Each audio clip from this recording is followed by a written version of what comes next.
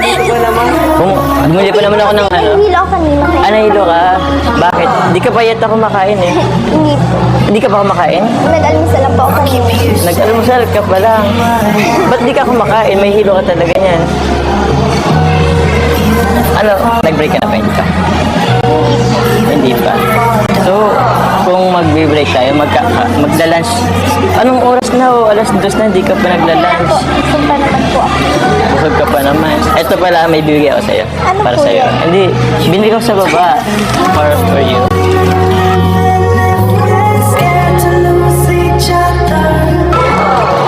So, maganda naman. Amoyin mo. Mabango yan. Ba't ka nahilo? Bilhan kita ng gamot. Kumain ka na ba? Hindi pa, no? Kaya ka nahihilo. Ganito, bibilan na lang kita ng pambyenda.